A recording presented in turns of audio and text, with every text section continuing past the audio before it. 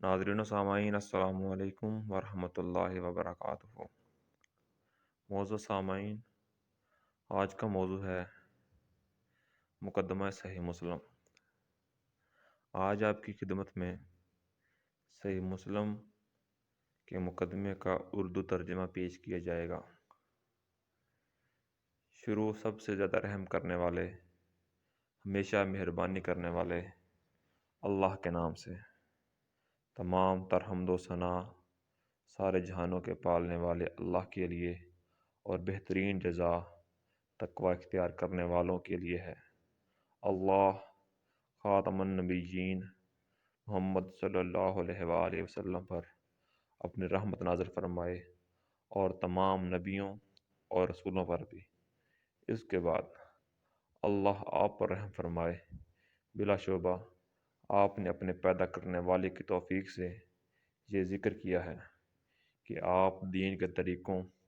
और अहकाम के बारे में रसूलुल्लाह सल्लल्लाहु अलैहि वसल्लम से उम्मत तक पहुँचने वाली तमाम अहादीस को इनकी मनक़ूल असनाद समेत जानना चाहते हैं, और इन अहादीस को भी जो सवाब और अज़ाब, रग़बत दिलाने और डराने और इन जैसी दूसरी चीज़ों के बारे में हैं, और अहले इल्म ने एक दूसरे से ली हैं और पहुँचाएँ। अल्लाह आपकी रहनुमाई फरमाए। आप चाहते हैं कि ये तमाम अहादीस शुमार करके मजमूए की शक्ल में आपकी दस्तरस में लाई जाएँ। आपने मुझसे ये मुतालबा किया है कि मैं इन अहादीस को ज़्यादा तकरार के बगैर आपके लिए एक तालीफ़ की शक्ल में मुलख़िस कर दूँ, क्योंकि आप समझते हैं कि ये तकरार इन अहादीस को अच्छी तरह समझने और इनसे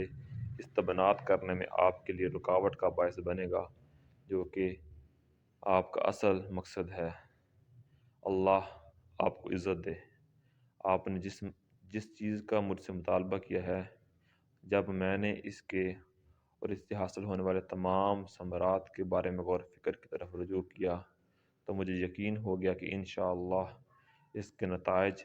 काबिल तारीफ़ और फ़वाइद यकीनी होंगे। और जब आपने मुझसे इस काम की ज़हमत उठाने का मुतालबा किया, तो मुझे यकीन हो गया कि अगर मुझे इसकी तौफ़ीक मिली, अल्लाह की तरफ से इसके मुकम्मल होने का फ़ैसला हुआ, तो पहला शख्स जिसे दूसरे लोगों से कबल इससे ख़ास तौर पर फ़ायदा होगा, वो मैं ख़ुद हूँगा। इसकी वजूहात इतनी ज़्यादा हैं कि इनका ज़िक्र तवालुद का बायस होगा। अलबत्ता इसका ख़ुलासा ये है कि इन ख़ुसूसियात की हामिल कम अहादीस को महफूज करना और इनमें अच्छी तरह महारत हासिल करना इंसान के लिए कसीर अहादीस को संभालने की निस्बत ज़्यादा आसान है, ख़ुसूसन अवाम में से एक ऐसे शख्स के लिए जो इस वक्त तक इसमें से सही और ज़ईफ़ के बारे में भी इम्तियाज़ नहीं कर सकता, जब तक कोई दूसरा इस फ़र्क से आगाह ना करे। जब मामला इस तरह है जैसे हमने बयान किया, तो कम तादाद में सही अहादीस चुन लेना कसीर तादाद में ज़ईफ़ अहादीस को जमा करने से कहीं बेहतर है। ये बात अपनी जगह दुरुस्त है कि बहुत सी अहादीस को इकट्ठा करने और मुकर्रर अहादीस को जमा करने के भी कुछ फ़वाइद हैं, ख़ुसूसन उन लोगों के लिए जिन्हें इस इल्म में किसी कदर शऊर और असबाब व अलल की मार्फत से नवाजा गया है। अल्लाह की मशीयत से ऐसा इंसान इन ख़ुसूसियात की वजह से जो उसे अता की गई हैं कसीर अहादीस के मजमूए से फ़ायदा हासिल कर सकता है। लेकिन जहाँ तक अवामुन्नास का ताल्लुक़ है, जो शऊर व मार्फत रखने वाले ख़वाइस से मुख्तलिफ़ हैं, वो कम अहादीस की मार्फत से भी आजिज़ हैं, तो उनके लिए कसीर अहादीस के हसूल में कोई फ़ायदा नहीं। फिर आपने जिस किताब का मुतालबा किया, हम इंशाअल्लाह इस इल्तिज़ाम के साथ इसकी तख़रीज मुख्तलिफ़ पहलुओं से इसकी वज़ाहत और तालीफ़ का आगाज़ करते हैं, जिसका मैं आपके सामने ज़िक्र करने लगा हूँ। और वो ये है कि हम इन तमाम अहादीस को ले लेंगे जो सनदन नबी अकरम सल्लल्लाहु अलैहि वसल्लम से बयान की गई, और तकरार के बगैर उन्हें तीन इक़साम और बयान करने वाले लोगों के तीन तबकों के मुताबिक तक़सीम करेंगे। इल्ला ये कि कोई ऐसा मुकाम आ जाए जहाँ किसी हदीस को दोबारा ज़िक्र किए बगैर चारा ना हो, मसलन इसमें कोई मानी ज़्यादा हो या कोई सनद ऐसी हो जो किसी इल्लत या सबब की बिना पर दूसरे सनद के पहलू बा पहलू आई हो, کیونکہ حدیث میں ایک زائد معنی جس کی ضرورت ہو ایک مکمل حدیث کے قائم مقام ہوتا ہے۔ اس لیے ایسی حدیث کو جس میں ہمارا بیان کردہ کوئی معنوی اضافہ پایا جاتا ہو دوبارہ لائے بغیر چارہ نہیں، جب ممکن ہوا تو ہم اس معنی کو اختصار کے ساتھ پوری حدیث سے الگ کر کے بیان کر دیں گے، لیکن بسا اوقات اسے پوری حدیث سے الگ کرنا مشکل ہوتا ہے، اور جب اس کی گنجائش نہ ہو تو اسے اصل شکل میں دوبارہ بیان کرنا زیادہ محفوظ ہوتا ہے۔ البتہ جہاں ہمارے لیے اس مکمل طور پر دہرانے سے بچنا ممکن ہوگا اور کامل شکل میں ہمیں اس کی ضرورت نہ ہوگی تو ہم انشاءاللہ اس سے اجتناب کریں گے۔ جہاں تک پہلی قسم کا تعلق ہے، اس میں ہم یہ کوشش کریں گے کہ انہی احادیث کو ترجیح دیں جو دوسری احادیث کی نسبت فنی خامیوں سے زیادہ محفوظ اور زیادہ پاک ہوں، یعنی ان کے ناقلین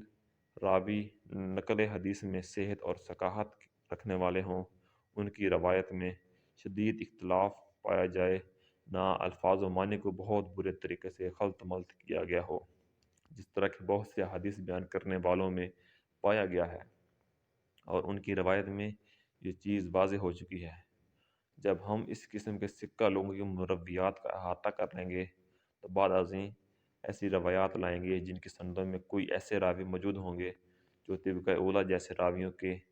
حفظ و اتقان سے متصف نہیں، لیکن وہ بھی انہی میں سے ہیں، چاہے ان صفات میں ان سے ذرا کم ہیں، جن کو ان سے مقدم رکھا گیا ہے، لیکن عفت، صدق اور علم سے شغف رکھنے جیسی صفات ان میں عام ہوں، جس طرح عطا بن صائب، یزید بن ابی زیاد، لیث بن ابی سلیم اور اس طرح کے دیگر حاملین اثار اور ناقلین اخبار ہیں۔ یہ حضرات اگرچہ اہل علم کے ہاں علم اور عفت جیسی صفات میں معروف ہیں، لیکن ان کے ہم عصر لوگوں میں سے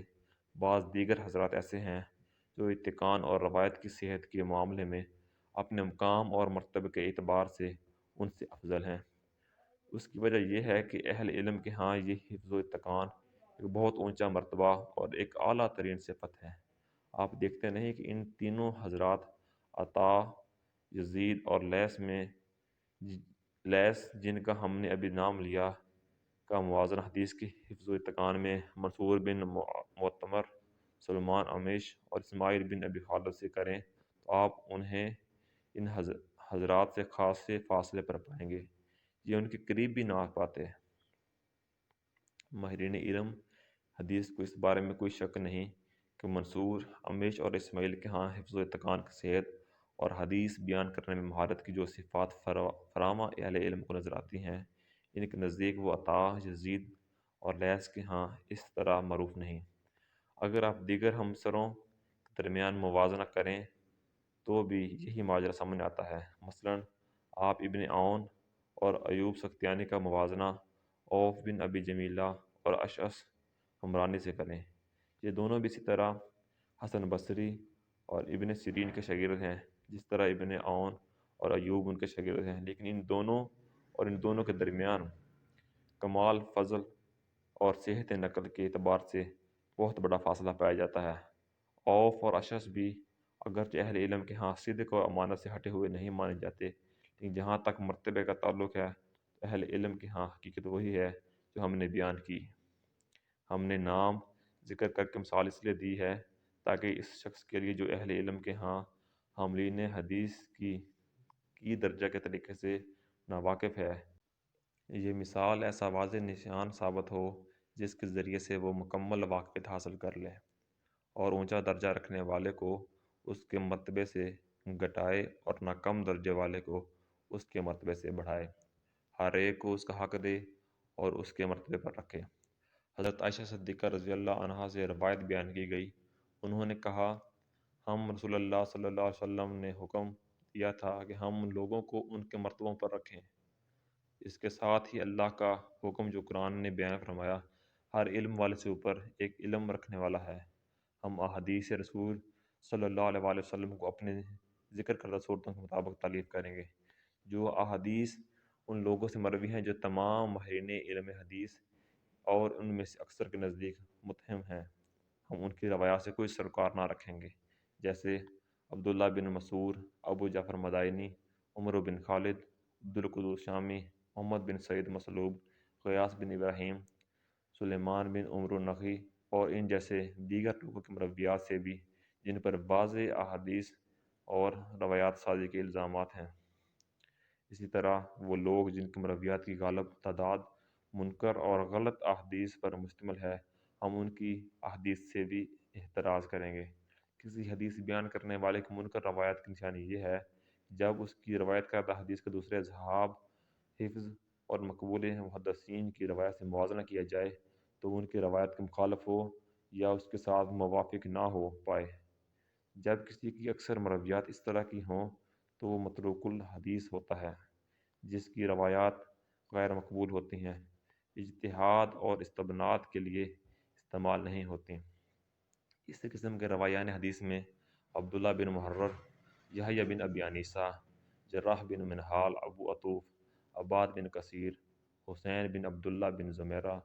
عمر بن صحبان اور اس طرح کے دیگر منکر روایات بیان کرنے والے لوگ شامل ہیں۔ ہم ان کی روایات کا رخ نہیں کرتے، نہ ان روایات سے کوئی سروکار ہی رکھتے ہیں، کیونکہ حدیث میں متفرد راوی کی روایت قبول کرنے کے متعلق اہل علم کا معروف مذہب اور ان کا فیصلہ یہ ہے کہ اگر وہ راوی عام طور پر اہل علم و حفظ و ثقافت کی موافقت کرتا ہے اور اس نے گہرائی میں جا کر ان کی موافقت کی ہے، تو ایسی صورت میں اگر وہ متفرد کوئی ایسا اضافہ بیان کرتا ہے جو اس کے دوسرے ہاں مکتوبوں کے ہاں نہیں، تو اس کا یہ اضافہ محدثین کے ہاں قبول کیا جائے گا۔ لیکن جس حدیث بیان کرنے والے کو آپ دیکھیں گے کہ وہ امام زہری جیسے جلیل القدر محدث سے روایت بیان کرتا ہے، جن کے کثیر جن کے کثیر تعداد میں ایسے شاگرد ہیں جو حفاظ حدیث ہیں، ان کی دوسرے محدثین کی روایت کے ماہر ہیں، یا وہ ہشام بن عروہ جیسے امام التابعین سے روایت کرتا ہے، ان دونوں کی احادیث تو اہل علم کے ہاں خوب پھیلی ہوئی ہیں۔ وہ سب ان کی روایات میں سے ایک دوسرے کے ساتھ اشتراک رکھتے ہیں اور ان دونوں کی اکثر احادیث میں ان کے شاگرد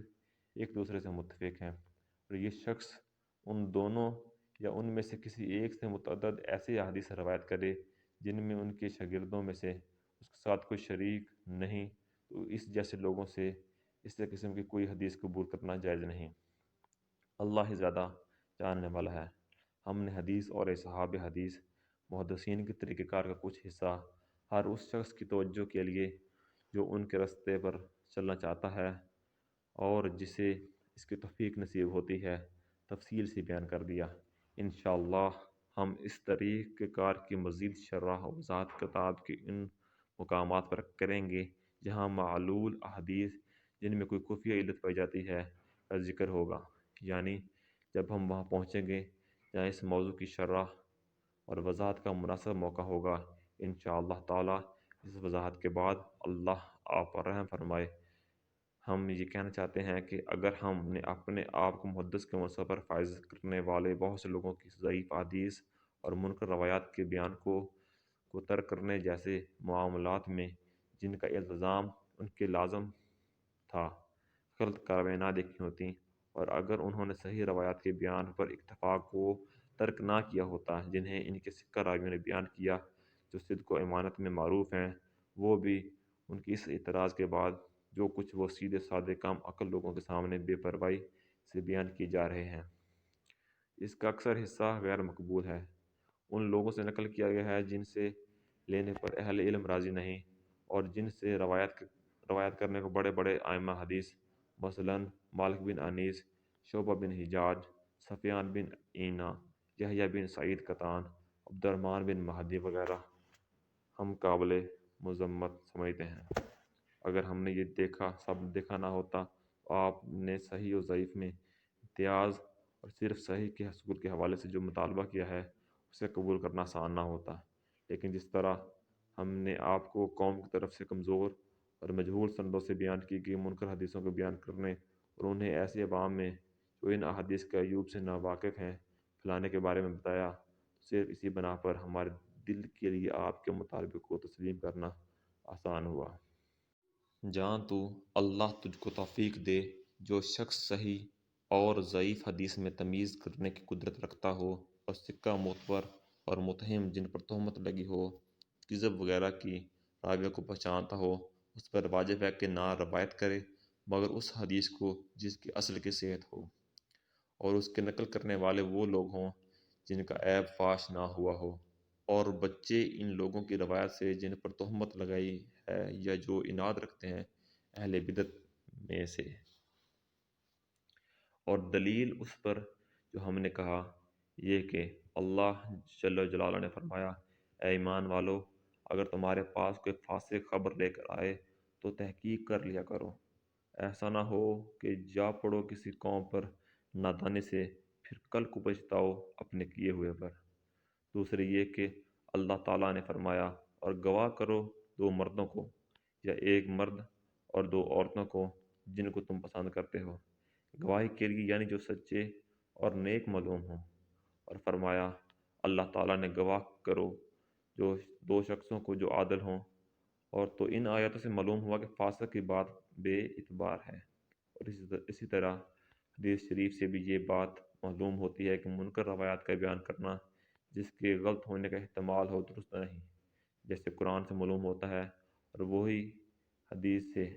اور حدیث وہی ہے جو رسول اللہ صلی اللہ علیہ وسلم سے بشہرت منقول ہے کہ آپ صلی اللہ علیہ وسلم نے فرمایا، جو شخص مجھ سے حدیث نقل کرے اور وہ خیال کرتا ہو کہ یہ جھوٹ ہے تو وہ خود جھوٹا ہے۔ امام مسلم رحمۃ اللہ علیہ نے اپنی اسناد سے روایت کیا سیدنا سمع بن جندب رضی اللہ عنہ اور سیدنا مغیرہ بن شعبہ رضی اللہ عنہ سے کہ رسول اللہ صلی اللہ علیہ وسلم نے فرمایا، یعنی وہی حدیث جو اوپر گزری، جو شخص مجھ سے حدیث نقل کرے وہ سمجھتا ہو کہ یہ جھوٹ ہے وہ خود جھوٹا ہے۔